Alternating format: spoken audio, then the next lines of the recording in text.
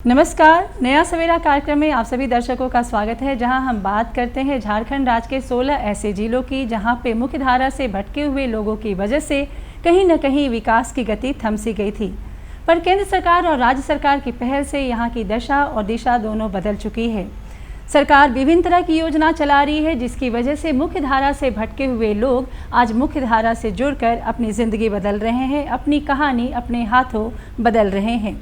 दर्शकों, आज हमारी कैमरा टीम लिए चलेगी आपको टूटीकेल कोलेबिरा सिमडेगा जिला में। वहां पे हम मिलवाएंगे आपको संतोष कुमार सिंह उर्फ संतोष भोक्ता जी से। वो कहीं ना कहीं किसी अज्ञानतावश या किसी के बहकावे में आकर मुख्य धारा से भटक चुके थे, पर जब उन्हें अपनी भूल का एहसास हुआ तो आज मुख्य धारा से जुड़कर अपनी ज़िंदगी बदल रहे हैं।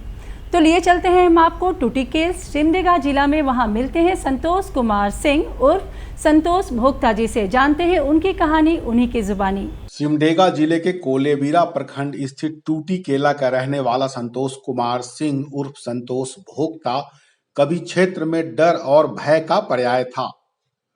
उसका खौफ सिमडेगा जिला और उसके आसपास के कई जिलों में सिर चढ़कर बोला करता था। यही कारण था कि राज्य सरकार ने उसे काबू में करने के लिए उसके सिर पर 7.5 लाख रुपए का इनाम घोषित किया था।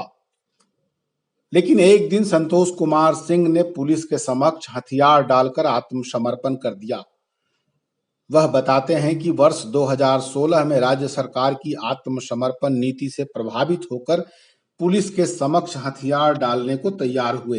दर्शकों, हमारे साथ बात करने के लिए मौजूद है संतोष कुमार सिंह, सिमडेगा जिला के कोलेबिरा प्रखंड के टूटीकेल निवासी, जो मुख्य धारा से भटक गए थे, लेकिन पुलिस प्रशासन के द्वारा इन्हें पुनः मुख्य धारा में जोड़ने का कार्य किया गया। आइए हम इनसे बात करते हैं। बहुत बहुत स्वागत है आपका हमारे कार्यक्रम में। मेरा नाम संतोष कुमार सिंह उर्फ संतोष भोक्ता। मैं भकपा माओवादी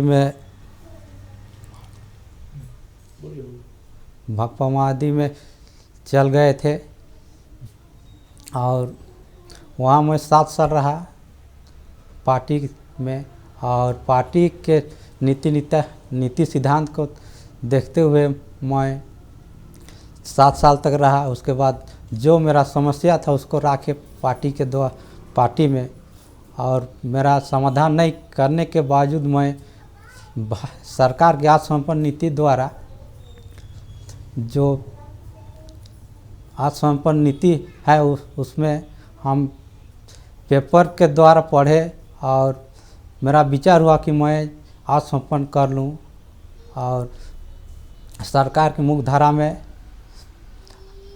आ जाएं, और मेरा पूरा परिवार के साथ हम जीवन यापन करेंगे।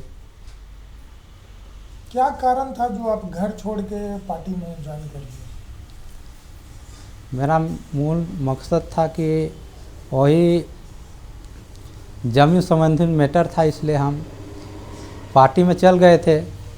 और पार्टी में बात रखे तो मेरा जो समस्या था उसको समाधान नहीं करने के बावजूद मैं पार्टी छोड़ के आत्मसमर्पण किया। अच्छा, तो ये बताइए, जो आप 7 साल तक पार्टी के अंदर रहे, पार्टी के अंदर में क्या क्या दिक्कत हुआ? पार्टी के अंदर खाने पीने, पार्टी के अंदर रहन सहन, खाने पीने के सही समय पर खाना नहीं मिलता था और उठने बैठने की भी समस्या होता था। और वहाँ पे कौन कौन से आपसे काम करवाए जाते थे? हमको पार्टी में मिला था एक कमेटी बनाने के लिए, जिसमें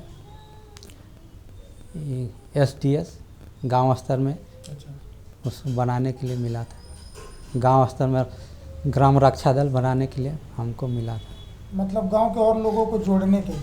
हाँ, गांव के सुरक्षा, चोर चिहार के वैसे देख रेख के लिए, ताकि अगला गांव में चोर ना घुसे, ऐसे ताकि गांव वाला किसी के घर में घुस जाता है तो तुरंत हाला करके उस चोर को पकड़ के। मुख्य धारा में वापस लौटने के बाद अब वे खेती बाड़ी कर अपना और अपने परिवार की देखभाल करते हैं। संतोष आगे बताते हैं कि मुख्य धारा से भटकने के पीछे का कारण जमीन विवाद था। उनके पास पुश्तैनी जमीन अधिक थी जिस पर उनके गोतिया और गांव के कई दबंग लोगों की बुरी नजर रहती थी। बात बात पर ऐसे लोग जगह जमीन को लेकर लड़ते थे और दबंगई दिखाकर जुल्म ढाते थे। जमीन विवाद की समस्या का हल कराने की गुहार लेकर वह एक दिन जंगल पहुंच गए। यहां अपनी पीड़ा लोगों को सुनाई तो उन्हें विश्वास दिलाया गया कि उनकी मदद की जाएगी। इसके कारण वे नक्सलियों के प्रभाव में चले गए। जिसे उसमें पैसा पार्टी द्वारा दिया जाता है, उसमें टीम में ही खर्चा करते थे। जो हम लोग का सेक्शन रहता है ना, उसमें खर्चा करते थे कि उस पैसा को घर भेज दे, इसे वो अथी नहीं था उसमें। अच्छा, मतलब घर परिवार में आप पैसा नहीं भेज सकते? नहीं भेज सकते थे। अच्छा, घर परिवार का याद आता था आपको? जी सर, आता था। आते थे मिलने के लिए आप? नहीं, घर नहीं आते थे मिलने। अच्छा, कभी कभार इधर उधर बुला लेते, भेंट घाट कर लेते थे। तो घर वाले आपको नहीं समझाते थे कि वापस आ जाओ? बाद में बोला घर वापस चला, उस समय हम लोग बेइज्जती किए, तब जाके हम सरेंडर किए। बाद में घर वाला दबाव बनाया ना, उसके बाद हम सरेंडर किए। अच्छा, उस समय कुर्ती जब्ती भी किया। उसके बाद फिर प्रशासन भी दबाव बनाने शुरू किया। उसके बावजूद हम अपने घर वाला बोला कि सरेंडर कर जाओ, तो हम सरेंडर किए। सरेंडर करने के बाद सरकार द्वारा कौन कौन सी चीज़ों का लाभ मिला है आपको? खाली हमको मिला है, खाली पैसा भर मिला है सरेंडर किए उस समय, और उसके बाद कोई प्रावधान नहीं मिला है। अच्छा, खाली पैसा भर मिला है हमको। अच्छा सुनिए, आप सिंह जी कुर्की जब्ती की बात आप कर रहे हैं। कुर्की जब्ती जो आपका घर में हुआ, जी सर। उसका तो मुख्य कारण आप ही थे ना? जी सर। आप ही के चलते हुआ। ऐसा काम क्यों किए थे जो कुर्की जब्ती हुआ? आपके माँ पिताजी को डराया धमकाया भी गया होगा। हाँ, उसमें अचानक कर दिया। अचानक मान लिया कुर्ती जब्ती होता है ना, तो एक नोटिस देता है, खाली करो चाहे ऐसे वैसे करो। उसमें कुछ नहीं किया, डायरेक्ट जिला से गया और कुर्ती जब्ती किया। घर में कौन कौन था? उसमें मेरा माँ पापा था। तो वो कुर्ती जब्ती हुआ, उसके बाद हमको बोला कि सिलेंडर कर जाओ, बाद में फिर कर सकता है, ऐसे बोला, तो हम कर लिए सिलेंडर। सरेंडर करने के लिए क्या क्या किए आप? कैसे सरेंडर? पुलिस में आप खबर किए? किनके माध्यम से सरेंडर किए थे? वो मेरा दामाद है, उसके माध्यम से अगला। उनको सूचना दिए थे जो हम सरेंडर करें? जी सर। तो सरकार के द्वारा आपको सिर्फ पैसा मिल गया है? जी सर। बाद बाकी सब कुछ बकाया है? बकाया है सर। अच्छा, उस समय शादी ब्याह हो गया था? नहीं हुआ सर, 2020 में किए। शादी 2020 में हुआ? जी सर, अच्छा, जेल से निकलने के बाद। तो इस 7 साल जो जेल अथी जंगल में रहे, तो कौन कौन सा घटना ऐसा है कुछ बताइए जो आप किए हों अपने हाथ से? घटना तो ऐसे हम लोग का इधर वैसे घटना नहीं हुआ सर। हम लोग तो ये सिमडेगा जिला के अंदर रहते थे ज़्यादातर, वैसे घटना नहीं हुआ है। मेरा नाम सविता देवी है। मेरा शादी लगभग 2020 में संतोष सिंह से हुआ था। अच्छा, तो संतोष जी के बारे में आप कब से जानते हैं? उनका क्या व्यवहार है? संतोष जी का बारे में वही 2019 से हम जान रहे हैं। फिर 2020 में मेरा शादी हुआ। इनका व्यवहार देख के हम इनसे शादी किए। इनका व्यवहार हमको बहुत ही अच्छा लगा। ईमानदारी है इनमें, हर चीज़ को छिपाए नहीं, हर चीज़ मेरे सामने रखे, और इनका बात लेके हमको पसंद आया तो हम शादी के लिए हाँ किए। अच्छा दीदी, तो एक समय ऐसा था जो ये कभी अपने परिवार को छोड़ करके भटक भी गए थे अपनी, उसके बारे में क्या जानते हैं? मेरा अपना राय है कि उन समय माने उस समय इनका माने मानसिक माने बचपना था, कोई समझाने वाला नहीं था। गांव का बात तो समझ ही रहे हैं कि गांव में कोई वैसा समझाने वाला रहता नहीं है। माने भटक गए थे। वो सोचे कि हम अगला के संपर्क में जाएंगे तो मेरा जो भी विवाद है वो दूर ही होगा, लेकिन वैसा हो नहीं पाया। बाद में इनको समझ बूझ आया तो सिलेंडर किए। एक दिन संतोष के नाम से इनाम का पोस्टर छापा गया। उसके सिर पर 7.5 लाख रुपए का इनाम घोषित किया गया था। इस दौरान वे अपने माता पिता से भी छिप छिप कर मिलते थे। एक दिन उन्हें जानकारी मिली कि सरकार कुछ योजनाएं चला रही है जो लोग जंगल में भटक गए हैं और बड़ी घटनाओं को अंजाम दे रहे हैं, ऐसे लोगों को मौका दिया जा रहा है कि वे पुलिस के समक्ष हथियार डाल दें। सरकार ऐसे लोगों का पुनर्वास करेगी। वो पहले जो हुआ, पहले उग्रवादी में चल गए, लेकिन हम लौट के मुख्यधारा में लौटे हैं, तो हम अच्छा नज़रिए से देखते हैं। मेरा पत्नी का कहना है। वो मानती है आपको? जी सर। उनको डर भाई नहीं हुआ कि फिर भाग जाएगा नहीं? आप उतना वो भाग जाने की संभावना नहीं है सर। अभी फिर आगे आएगा कोई बुलाने के लिए तो जाइएगा? तो आप हम लोग आत्मसमर्पण किए हैं ना सर।